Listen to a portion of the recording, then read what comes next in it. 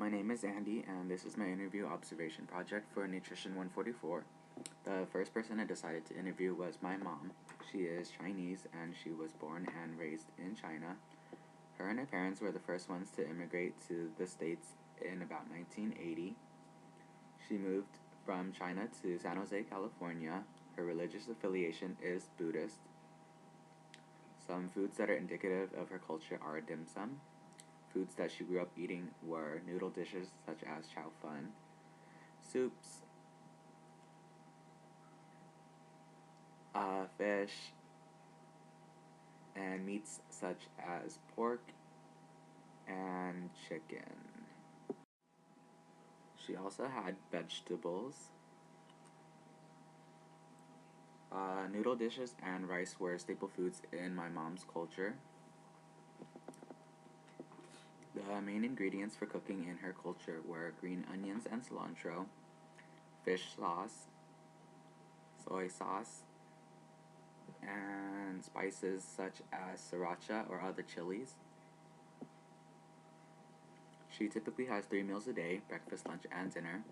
For breakfast, she would have something light, probably oatmeal or cereal. For lunch, she would have something more hearty with proteins or vegetables.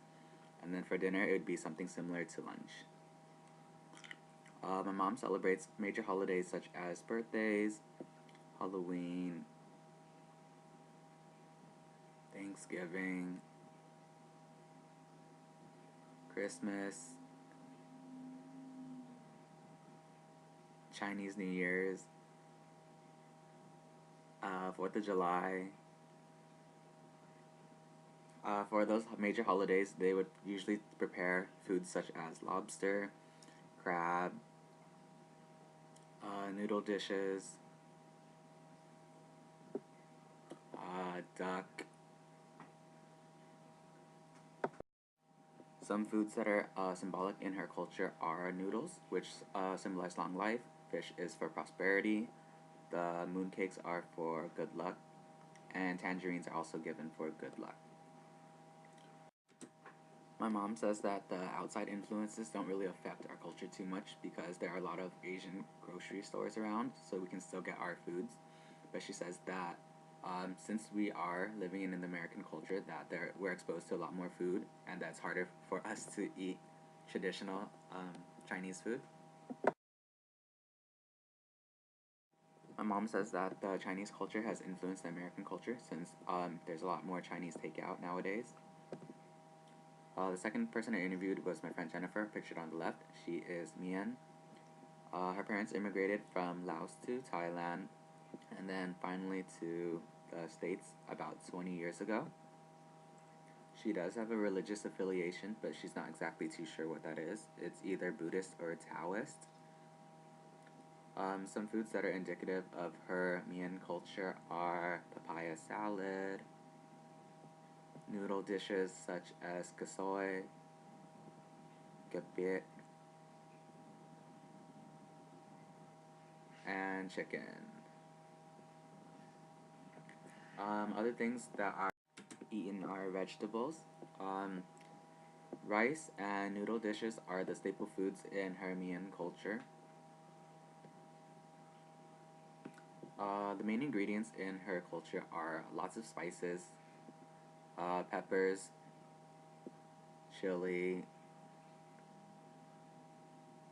and green onion along with cilantro. And then the last one would be lime and or lemon juice. She typically only has lunch and dinner since she wakes up too late for breakfast. But for breakfast, if she does wake up, she would probably have cereal. For lunch, she would have something with protein with rice or noodles. And for dinner, she would probably have something similar to her lunch. She celebrates birthdays, Christmas, Thanksgiving, 4th of July,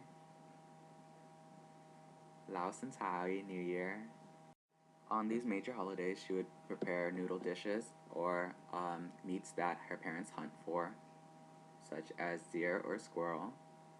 They also have abalone. She says that it's hard to find Mian food or Mian markets in the area unless you're in Sacramento or Oakland.